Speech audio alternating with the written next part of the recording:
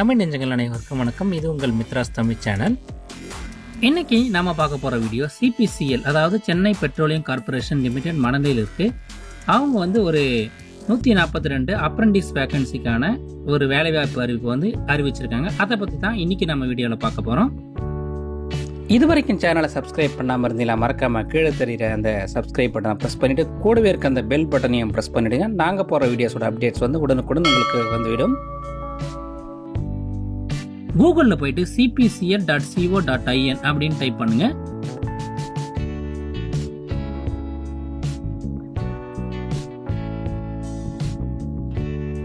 அதுக்கப்புறம் CPCL home page display ஆகும். இதில் ரைட் சைடில் பார்த்தீங்கன்னா பீப்புள் அண்ட் கேரியர்ஸ்னு இருக்க அந்த டேப்பை கிளிக் பண்ணீங்கன்னா கீழே பார்த்தீங்கன்னா ரெக்ரூட்மெண்ட் டிரைவ்னு இருக்க அந்த லிங்க் கிளிக் பண்ணுங்க.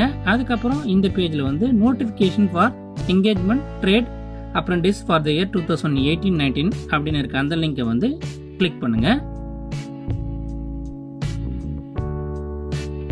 அதை கிளிக் பண்ணதும் இந்த நோட்டிஃபிகேஷன் பேஜ் பிடிஎஃப் ஃபார்மேட்ல டிஸ்பிளே ஆகும். இது மொத்தம் 6 பேஜஸ் இருக்கும்.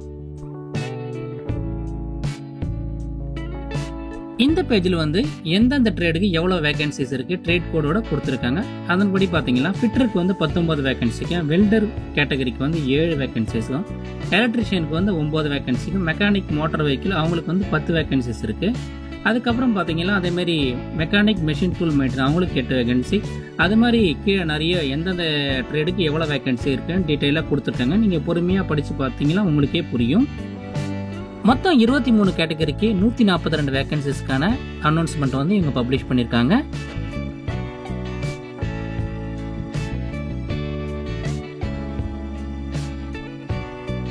அதுக்கப்புறம் இந்த பேஜில் பார்த்தீங்கன்னா எலிஜிபிலிட்டி கிரைட்டீரியா, அதாவது இந்த வேலைக்கு என்ன கல்வி தகுதி இருக்கணும் அப்படின்னு டீட்டெயிலாக கொடுத்துருக்காங்க.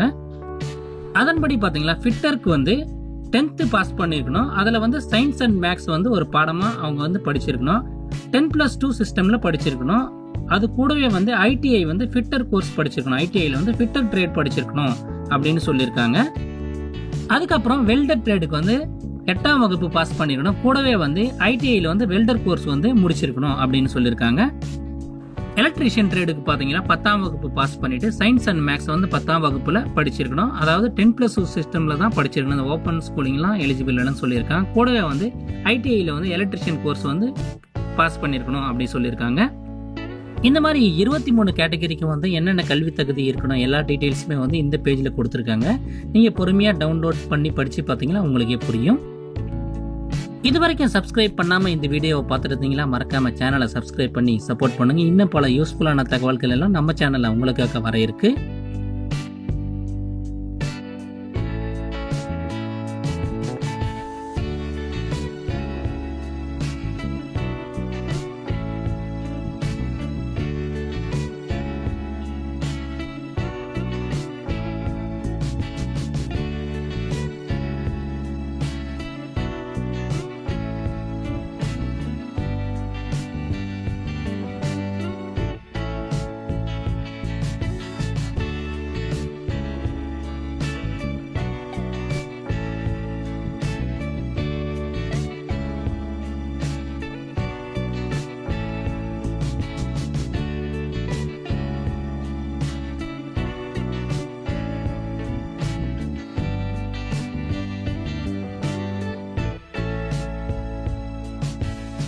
அதுக்கப்புறம் முக்கியமாக என்ன சொல்லியிருக்காங்களா, ஐடிஐ கேண்டிடேட்ஸ் அவங்களோட நேஷனல் ட்ரேட் சர்டிஃபிகேட் அவங்க அந்த கோர்ஸை என்சிபிடி அங்கீகாரம் பெற்ற இன்ஸ்டியூட்ல தான் படிச்சிருக்கணும் அப்படி தான் சொல்லியிருக்காங்க.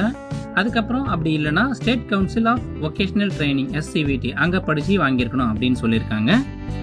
அதுக்கு கீழே பார்த்தீங்கன்னா செக்யூரிட்டி கார்டுக்கான அந்த வேலைக்கான உடற்கூறு தகுதிகள் என்னென்னு சொல்லியிருக்காங்க. ஹைட் மேலுக்கு 170 சென்டிமீட்டரும், ஃபீமேலுக்கு 155 சென்டிமீட்டரும் இருக்கணும் அப்படின்னு சொல்லியிருக்காங்க.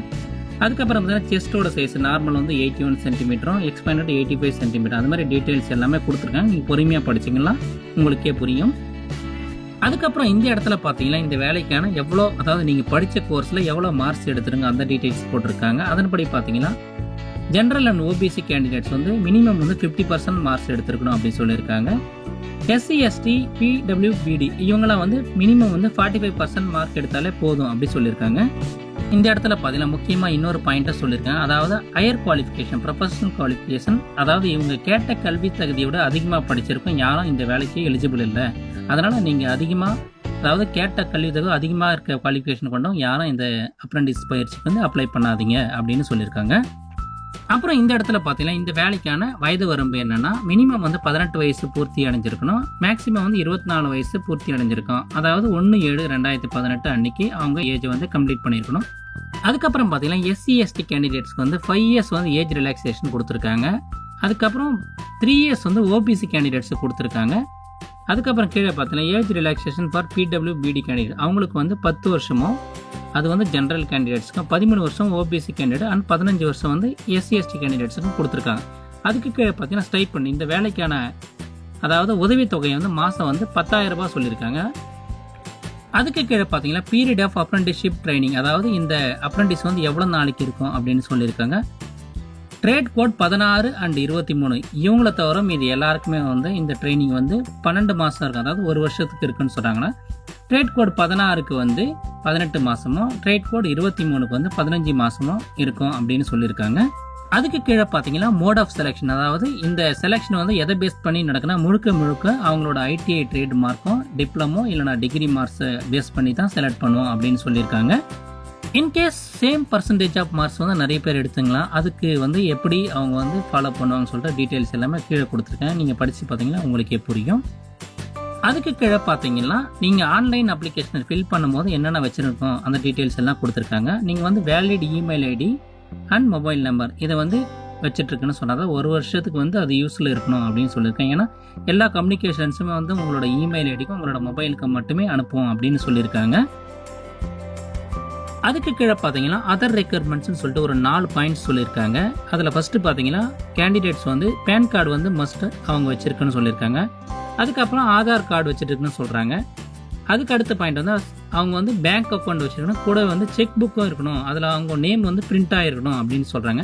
அதுக்கப்புறம் என்ன சொல்லியிருக்காங்க, முக்கியமாக கேண்டிடேட்ஸ் வந்து அப்ரெண்டிஸ் ட்ரைனிங்க்கு வந்து ரெஜிஸ்டர் பண்ணியிருக்கணும், அது எந்த வெப்சைட்டில் பண்ணியிருக்கணும் டீட்டெயில்ஸ் கொடுத்துருக்காங்க. நானும் டிஸ்கிரிப்ஷனில் அந்த வெப்சைட்டோட டீட்டெயில்ஸ் கொடுக்குறேன், அங்கே போயிட்டு அப்ரெண்டிஸ் ரெஜிஸ்ட்ரேஷன் வந்து அவங்க முறையாக பண்ணியிருக்கணும் அப்படின்னு சொல்லியிருக்காங்க. அதுக்கப்புறம் இந்த அப்ரெண்டிஸ் ட்ரைனிங்க்கு வந்து நீங்கள் முழுக்க ஆன்லைனில் மட்டுமே அப்ளை பண்ணணும் அப்படின்னு சொல்லியிருக்காங்க. இந்த ஆன்லைன் அப்ளிகேஷனோட லிங்க் வந்து ஒரு 30/7/2018 அன்னைக்கு cpcl.co.in அந்த வெப்சைட்டில் வந்து ஓப்பன் ஆகும் அப்படி சொல்லியிருக்காங்க. இதுக்கான லாஸ்ட் டேட்டுன்னு பார்த்தீங்கன்னா 12/8/2018. ஒன்ஸ் நீங்கள் உங்களோட டேட்டா வந்து என்டர் பண்ணிவிட்டு சப்மிட் பண்ணிட்டீங்கன்னா உங்களுக்கு வந்து ஒரு ரெஜிஸ்ட்ரேஷன் நம்பர் வந்து ஜென்ரேட் ஆகும், அது கூடவே வந்து ஒரு ரெஜிஸ்ட்ரேஷன் ஸ்லிப்பும் ஜென்ரேட் ஆகும் அப்படின்னு சொல்லியிருக்காங்க. அந்த ஸ்லிப்பை வந்து கேண்டிடேட்ஸ் வந்து டவுன்லோட் பண்ணி பிரிண்ட் எடுத்து அவங்க வச்சுக்கணும்னு சொல்லியிருக்காங்க. ஏன்னா ஃபியூச்சர் ரெஃபரன்ஸுக்கு அதுதான் அவங்களுக்கு யூஸ்ஃபுல்லாக இருக்கும் அப்படின்னு சொல்லியிருக்காங்க. அதுக்கு கீழே பார்த்தீங்கன்னா ஜென்ரல் இன்ஸ்ட்ரக்ஷன் சொல்லிட்டு நிறைய பாயிண்ட்ஸ் கொடுத்துருக்காங்க. நீங்கள் பொறுமையாக ஒரு வாட்டி பிரிண்ட் அவுட் எடுத்து படித்து பார்த்தீங்கன்னா உங்களுக்கே புரியும். அதில் முக்கியமாக என்ன சொல்லியிருக்காங்கன்னா, last date of submission of application வந்து 12/8/2018 அன்றைக்கி சொல்லியிருக்காங்க. நீங்கள் அந்த லாஸ்ட் டேட்டுக்கு போகாமல் கொஞ்சம் எவ்வளோ சீக்கிரம் முடியுமோ அந்த டைம்லேயே வந்து உங்களோட ஆன்லைன் அப்ளிகேஷனை சப்மிட் பண்ணுங்கள் அப்படின்னு சொல்லியிருக்காங்க.